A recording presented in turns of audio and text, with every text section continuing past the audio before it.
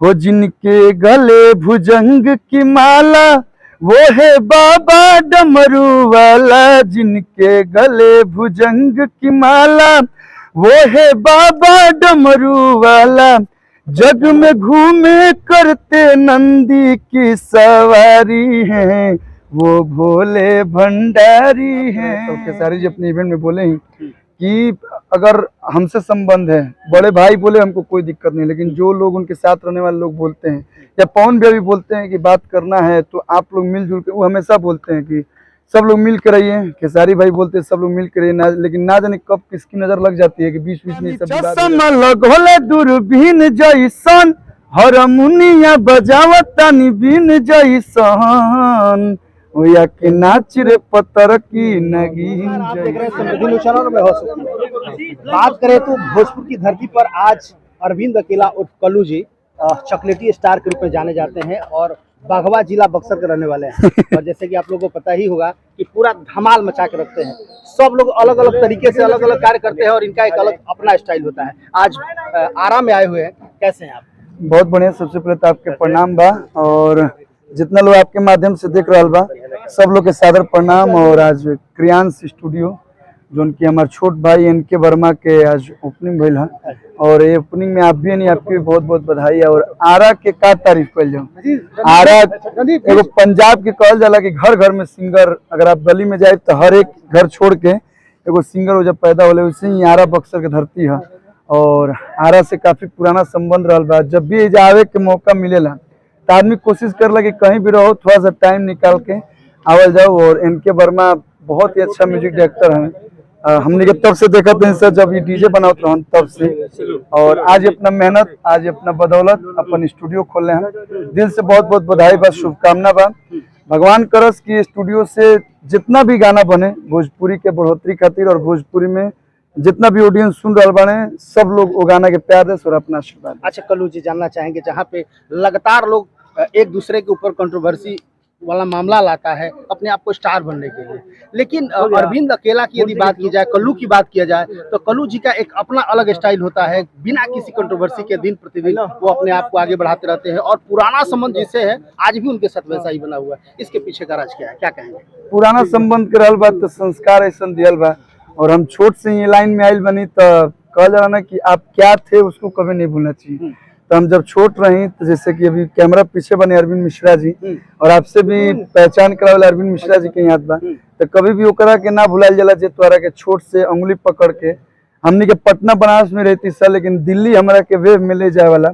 आज हमारे पास हजारों कंपनियां हैं, नो डाउट सारे गमा में हम गाते हैं, वायरल भोजपुरी में गाते हैं, टी सीरीज में गाते हैं, लेकिन जिस कंपनी ने हमें पहचान दिया, वेव, जिसने अपन आरा बक्सर छोड़ के पूरा बिहार यूपी में एक साथ हमारे एल्बम बजैलस, वेव म्यूजिक में जोड़े वाला अरविंद बाबा बानी, गुड्डू बाबा बानी, और पंकज जी बनी, गोविंद विद्यार्थी जी, अभी प्रदीप भाई जो खड़ा बने, तो सब लोग जो हमारे साथे रहल बा वो लोग के हमने की छोड़ सकते, क्या कि जब हमारा कुछ समझ ना रहे तब लोग हमारा के उंगली पकड़ के सिखैले बा लोग। तो हमारा लागेला कि आपन आदमी हुए होला जो शुरू से तोरा साथे बा, और गलत तू कभी ना करिए, साथे लेके चलना। और रहल बात विवाद के, तो शुरू से आदमी काम कैले बा, और काम से ही इतना लोग प्यार देता तो विवाद करे क्या जरूरत है। अच्छा, एकाएक बहुत सारे लोग इस इंतजार में थे कि कल्लू जी की शादी में हम जाएंगे, और 26 जनवरी का एक ऐसा दिन आता है और परिणय सूत्र में बंध जाते हैं कल्लू जी, एक दूजे के हो जाते हैं, लोग सस्पेंस में ही देखते रह जाते हैं। सुबह पता चलता है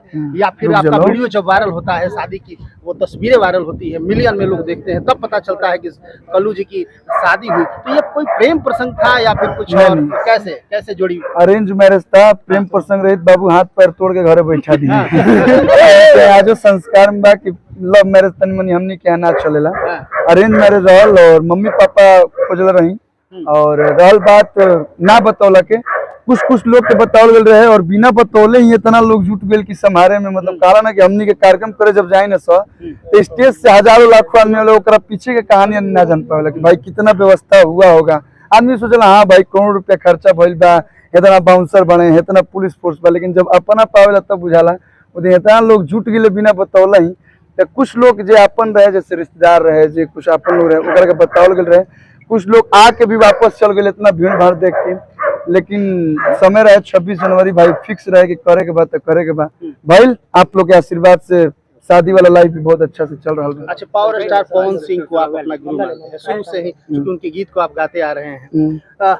बीच में बहुत तरह का थम सा गया था, लेकिन फिर से सुनगना स्टार्ट हो गया। क्या क्या लगता है, ये सुनग रहा है कि अब हम इस सब मैटर पे कुछ बोलबे नहीं करते। पहले बोल देते थे कि हम लोग परिवार हैं, चाहे जहाँ आदमी रहला तो थोड़ा बहुत झगड़ा लड़ाई होगा करला, लेकिन अब इस सब बोला बुझाता कि बंदे करे के पड़ी, आदत पड़ गया लोगों को ना।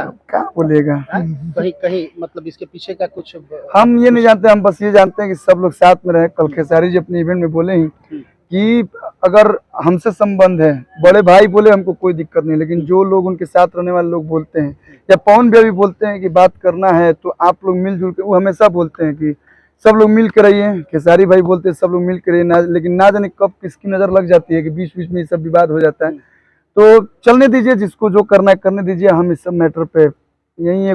अच्छा चलिए, छोड़िए वो सब बातें तो होती रहेगी। सबसे पहले जो आपके दर्शक हैं, आपके जो लाखों फैंस हमारे चैनल पर समृद्धि न्यूज पर आपको देख रहे हैं, उन लोगों को एक छोटा सा प्यारा सा बढ़िया गीत हमारे दर्शकों को। ये सावन में एगो बहुत ही प्यारा गीत आयल बा कल्लू म्यूजिक वर्ल्ड से। लोग कहला कि भजन, तो भजन हमने के हर प्रकार के गाने से। देखिए भोजपुरी में जब तक डीजे पैटर्न पे या झूमे वाला गीत ना गाए तब तक लोग कहले कि तनी मनी झूमे वाला गीत क्या भैया, तो झूमे वाला भी गीत आदमी गौले बा। जैसे कि बिगड़ल बलमुआ के बाबा हो सुधारी, या पगली दीवानी महाकाल के भी गाड़ी से ऐसा, लेकिन एगो हम भजन गौले बनी। और वो लोग से निवेदन बा रोवा न्यूज के माध्यम से कि आप लोगों को सुन लो। कल्लू म्यूजिक वर्ल्ड से आयल बा। हो जिनके गले भुजंग की माला वो है बाबा डमरू वाला, जिनके गले भुजंग की माला वो है बाबा डमरू वाला, जग में घूमे करते नंदी की सवारी हैं, वो भोले भंडारी हैं जी। जग में घूमे करते नंदी की सवारी हैं, वो भोले भंडारी हैं जी। तो भजन आइल बा, आप लोग सुनी लो। और ये एनके वर्मा है, इन्हीं का आज स्टूडियो का ओपनिंग हुआ है। एनके वर्मा का एनके वर्मा किस स्टूडियो का नाम क्या है? Kriyansh recording studio. वाह, बहुत सुंदर। अच्छा कल्लू जी, एक नागिन वाला बड़ा बढ़िया आपका गाना बजा था, हम चाहेंगे कि वो गीत थोड़ा सा। कि बानी चश्मा लगोले दूरबीन जैसन, हारमोनिया बजावतानी बीन जैसन, या के नाच रे पत्थर की नगीन जैसन। और आज हमारे पूरा मगिया में बा, हम काफी लेट हो रहा बानी, बस भाई के प्रेम रहला आज पूरा टीम आई। अच्छा चलते चलिए, तो हाँ। आगामी आपका प्रोजेक्ट क्या? लगातार आप कहीं ना कहीं अलग अलग चीज को करने के लिए जाने जाते हैं, कभी किसी फिल्म में या फिर गाना भी आप गाते हैं तो कुछ अलग आपका थीम रहता है और औरों से बिल्कुल हटके होता है। आगामी प्रोजेक्ट कल गीत आ रहा है आदिशक्ति फिल्म से, सांवर पियावा। बहुत ही प्यारा गीत है जो कि एक पति पत्नी का भाव है। अब बाकी 29 तारीख को एक वायरल भोजपुरी से भी सॉन्ग आएगा, और फिल्म भी एक से बढ़ के एक शूट हो चुकी है। बस हम लोग यही मेहनत करते हैं हमेशा आजीवन कि अच्छे कंटेंट, अच्छे गीत बनाए, फिल्म बनाए, लोग का प्यार मिलता है।